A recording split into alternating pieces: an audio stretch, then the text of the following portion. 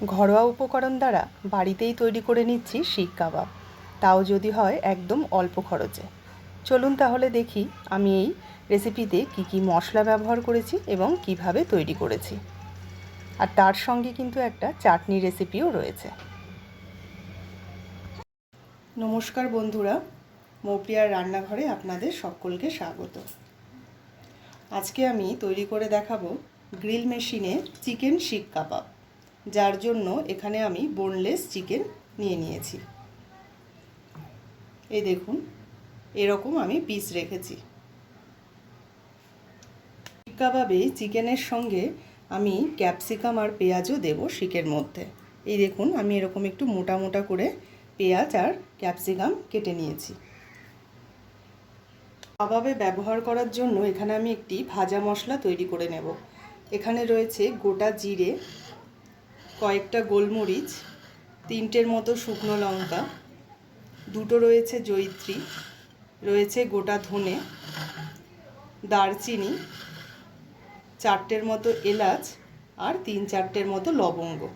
এটা শুকনো খোলায় ভেজে আমি একটি গুঁড়ো মশলা করে নেব।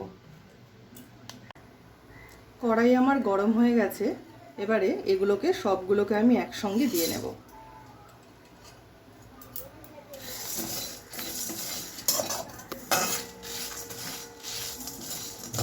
ভাজা মশলাটা আমার তৈরি হয়ে গেছে, এবারে আমি এগুলোকে গুঁড়ো করে নেব। আমি শিক কাবাব বানানোর জন্য চিকেনটাকে ম্যারিনেট করব। এটি বড় জায়গায় ফার্স্টে চিকেনটা নিয়ে নিলাম। ক্যাপসিকাম আর পেঁয়াজটাও আমি এর সঙ্গে দিয়ে দেব।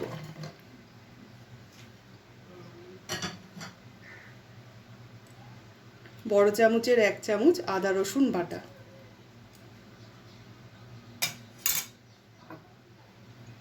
যে ভাজা মশলাটা আমি তৈরি করে নিয়েছিলাম সেটা দিয়ে দেব।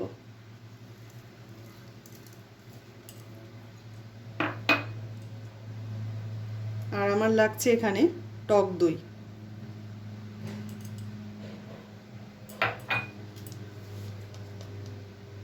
পরিমাণ মতো নুন,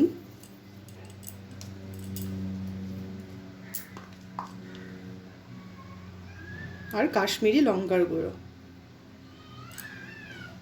আর দিয়ে দিচ্ছি এরকম 1 চিলতে পাতিলেবুর রস। আপনারা চাইলে পাতিলেবুর পরিবর্তে ভিনিগারও কিন্তু এতে ব্যবহার করে নিতে পারেন।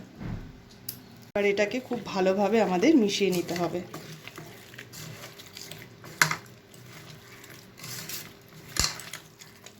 এই ভাজা মশলা কিন্তু কাবাবের স্বাদকে দ্বিগুণ করে দেবে। আপনারা যদি কাবাব বাড়িতে তৈরি করেন তাহলে কিন্তু এরকম ভাজা মশলা দিয়ে কিন্তু আপনারা একবার তৈরি করে দেখতে পারেন। আর এটাকে আমি 2 ঘন্টার মতো ম্যারিনেট করে রেখে দেব। আমার এটা খুব ভালোভাবে মাখানো হয়ে গেছে, এবার আমি এটাকে ঢেকে 2 ঘন্টা রেখে দেব। চলুন, শিক কাবাব যেহেতু আমরা গ্রিল মেশিনে করব, তাই গ্রিল মেশিনটি এবারে সেট করে নিই। পুরো কিন্তু একটা বাক্সের মতো, দেখুন এরকম পেছনে কিন্তু স্ট্যান্ড করা রয়েছে। আর এই ড্রিল মেশিনের আনবক্সিং ভিডিও কিন্তু মৌপ্রিয়ার পরিবারে অলরেডি দেওয়া রয়েছে, আপনারা চাইলে কিন্তু সেখান থেকে দেখে নিতে পারেন। সেখানে এই মেশিনের সঙ্গে কি কি দেওয়া হয়েছে সেগুলোও কিন্তু সেখানে দেখানো হয়েছে। আমরা যেহেতু এটা আগে একবার ব্যবহার করেছি, আসলে এটা অনলাইন থেকে আসার পরে এটা দিয়ে ঠিক কীরকম জিনিসটি তৈরি হবে আমাদের তো সেই বিষয়ে কোনো অভিজ্ঞতা ছিল না, তাই আমরা কিন্তু বাড়িতেই একবার তৈরি করে দেখেছি, কিন্তু ভালো হয়েছিল। তাই এটা কিন্তু ভেতরে একটু ওই কয়লা এর জন্যই কিন্তু একটু ব্যাপারটা একটু কালো কালো দেখাচ্ছে। এইরকম প্রথমে কয়লাগুলো কিন্তু এরকমভাবে ভেতরে দিয়ে সেট করে নিতে হবে।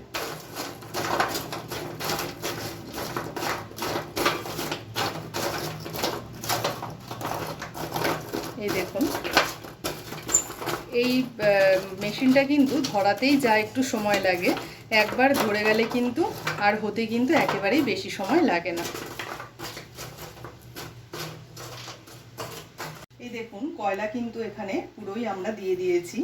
এটাকে ধরানোর জন্য কিন্তু এটা একেবারেই এখন রেডি হয়ে গেছে। আর অনলাইনে তো এটা আমরা প্রথম দেখেছিলাম মেশিনটা, তো ওখানে কিন্তু বিভিন্ন ধরনের খাবারের ছবি দেওয়া ছিল। তো সেটা দেখে আমরা ভাবলাম যে এটাকে যদি আমরা বাড়িতে নিয়ে আসি তাহলে হয়তো অনেক ধরনের সুন্দর সুন্দর খাবার আমরা তৈরি করতে পারবো। কিন্তু একটা মনের মধ্যে ভয়ও ছিল যে আদৌ কি এটা ভালো হবে। তো যার জন্যই আমরা বাড়িতে কিন্তু ট্রাই করেছিলাম, কিন্তু সত্যি কথা বলতে গেলে খুবই কিন্তু ভালো হয়েছিল। শুধু এই মেশিনটা কিন্তু ধরাতে একটু সময় লাগবে, আর ধৈর্য ধরে কিন্তু মেশিনটা একটুখানি মানে সময় দিয়ে ধরাতে হবে। আর একবার ধরে নিলে কিন্তু আর কিন্তু কোনো রকম অসুবিধে হবে না। তারপর কিন্তু আপনারা খুব সুন্দরভাবে যেটাই আপনারা তৈরি করতে চান না কেন সেটা কিন্তু তৈরি করতে পারবেন। তো একটু সময়ের ব্যাপার, তাই কিন্তু আমরা আগের থেকেই এটাকে একটু ধরিয়ে নিচ্ছি। একটু কেরোসিন দিয়ে আমরা কিন্তু এই কাঠকয়লাগুলো ধরিয়ে নেব, কারণ কেরোসিন না দিলে কিন্তু এগুলো শুধু কিন্তু ধরতে চাইবে না।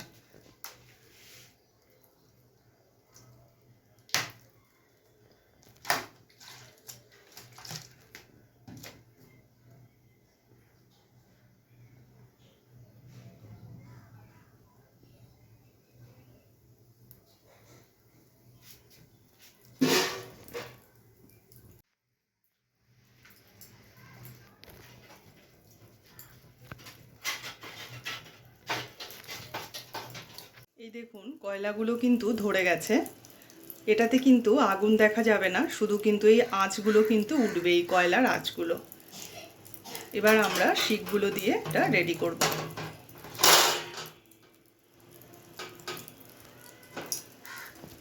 দুজন মিলে এবার আমরা শিকগুলোকে রেডি করে নিচ্ছি। একটা করে চিকেন দিচ্ছি, একটা করে পেঁয়াজ দিচ্ছি, আর এক টুকরো করে ক্যাপসিকাম দিচ্ছি। এই দেখুন আমরা সমস্ত শিকগুলোকে এরকমভাবে রেডি করে নিয়েছি। একটা করে চিকেন দিয়েছি, পেঁয়াজ দিয়েছি, আর একটা করে ক্যাপসিকামের টুকরো দিয়েছি। চলুন তাহলে এবার এগুলো রেডি করি। এবারে একটা করে শিক এরকমভাবে দিয়ে নেব।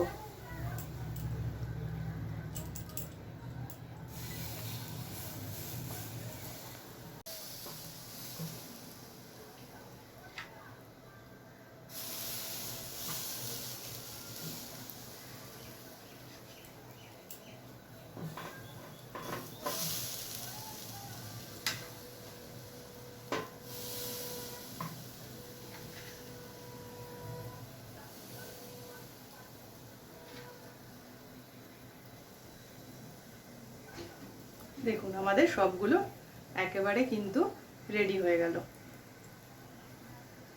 কিন্তু কন্টিনিউ এগুলোর মধ্যে আমাদেরকে অয়েল ব্রাশ করে যেতে হবে, না হলে কিন্তু চিকেনগুলো ড্রাই হয়ে যাবে, সফটনেস এবং জুসি ব্যাপারটা কিন্তু আসবে না। এই জন্য কিন্তু ক্রমাগতই এগুলোর মধ্যে আমাদের এরকমভাবে অয়েল ব্রাশ করে যেতে হবে। কাবাবগুলো যত পুড়ছে সারা ঘর পুরো সেন্ট হয়ে গেছে। আর আপনারা চেষ্টা করবেন যদি ফাঁকা জায়গায় এটা করা যায় তাহলে কিন্তু ভালো হবে।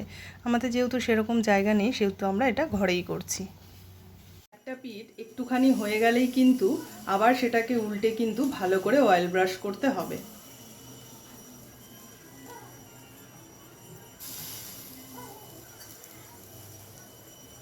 আপনারা চাইলে কিন্তু গ্যাসেও কিন্তু এটা করে নিতে পারেন, আর একটা কাঠকয়লা দিয়ে কিন্তু আপনারা সেই ফ্লেভারটা অনায়াসেই নিয়ে আসতে পারবেন।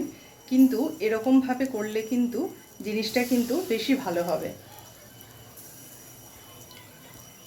আপনাদের সুবিধার্থে একটা ছোট্ট টিপস দিতে চাই। আপনারা যদি এটাকে নর্মালি উনানে করেন, যেরকম কাঠ পাতা বা পাতা কাঠ যেটার সাহায্যেই আপনারা উনুনটা জ্বালান না কেন, সেইটার দ্বারা যদি করেন সেটাতে কিন্তু এই ফ্লেভার বা স্বাদ কখনোই আসবে না। তার জন্য আপনাদের কিন্তু কাঠ কয়লাই ব্যবহার করতে হবে, কারণ কাবাবের মেন স্বাদ আসেই কিন্তু কাঠ কয়লা দ্বারা। আপনারা কাঠ কয়লা ব্যবহার করে দেখবেন, অবশ্যই এর স্বাদ কিন্তু অনেক গুণ বেড়ে যাবে। আর যদি আপনাদের মনে হয় যে কাঠকয়লা আপনারা সহজেই পাচ্ছেন না, এই কাঠকয়লা তৈরি করারও কিন্তু সহজ পদ্ধতি ইউটিউবে অনেক ভিডিও পেয়ে যাবেন।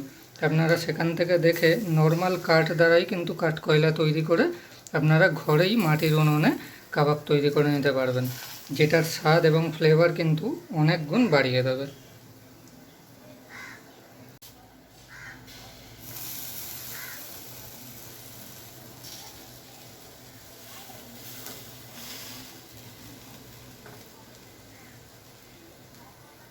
এই দেখুন বন্ধুরা, এটা কিন্তু প্রায় রেডি হওয়ার দিকে। দেখুন কতটা কিন্তু সুন্দর এসছে কালারটা, দেখুন। দেখুন বন্ধুরা, এগুলো কিন্তু একদম রেডি হয়ে গেছে। এবারে আমি এগুলোকে তুলে নেব।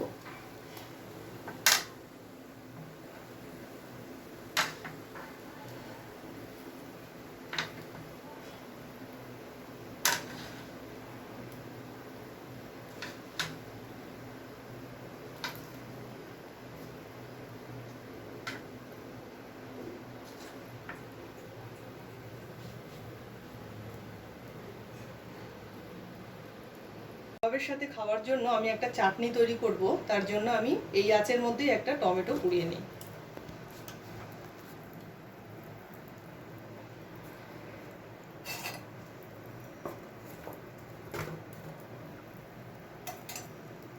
এই দেখুন বন্ধুরা, টমেটোটাও কিন্তু আমার এই আঁচেই একেবারে পোড়ানো হয়ে গেছে। এবার আমি এটাকে বের করে নেব। এর সাথে খাবার জন্য আমি একটি চাটনি তৈরি করে নেব। এখানে দিয়ে নিচ্ছি বেশ কিছুটা ধনেপাতা, নিয়ে নিচ্ছি পুদিনা পাতা, আর এই যে টমেটোটা আমি পুড়িয়ে নিয়েছি সেই টমেটোটা দিয়ে দিচ্ছি, 4টে কাঁচা লঙ্কা, কয়েক কোয়া রসুন, আর দিয়ে নিচ্ছি একটুখানি এই গন্ধলেবুর শুধু এই রসটা আমি এতে দিয়ে নেব। এটাতে কিন্তু খুব সুন্দর একটা ফ্লেভার আসে।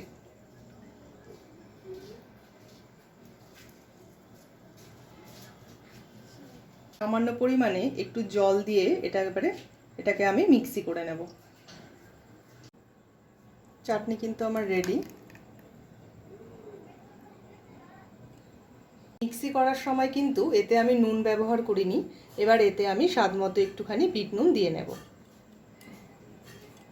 দিয়ে এটাকে একটু মিশিয়ে নিই। চাটনি কিন্তু আমার একেবারেই রেডি হয়ে গেছে। আমি শেষে একটুখানি এতে তেঁতুল জল দিয়ে নেব, তাতে করে কিন্তু এটা খেতে আরও সুন্দর হবে চাটনিটা খেতে। আর একটু টক টক ভাবটা আসলে কিন্তু কাবাবের সাথে খেতে খুব ভালো লাগবে।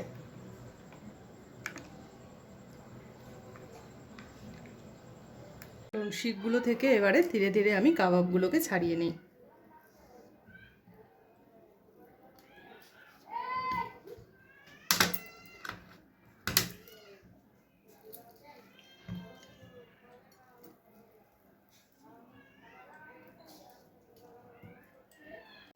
চলুন তাহলে, এটা তো আমার একেবারেই রেডি হয়ে গেছে। এবার চাটনি দিয়ে এটাকে আমি ফিনিশ করছি। দাঁড়ান, একটা আপনাদেরকে আমি একটু ভেঙে দেখাই যে এটা কীরকম তৈরি হলো। এই দেখুন ভেতরটা কত সুন্দর হয়েছে। আমার বানানো ভিডিওগুলো যদি আপনাদের ভালো লেগে থাকে তাহলে চ্যানেলটি সাবস্ক্রাইব করে দেবেন, আর ভিডিওটি যদি ভালো লেগে থাকে তাহলে একটি লাইক দিয়ে দেবেন। সকলে ভালো থাকবেন, পরিবারের সকলকে ভালো রাখবেন। ধন্যবাদ।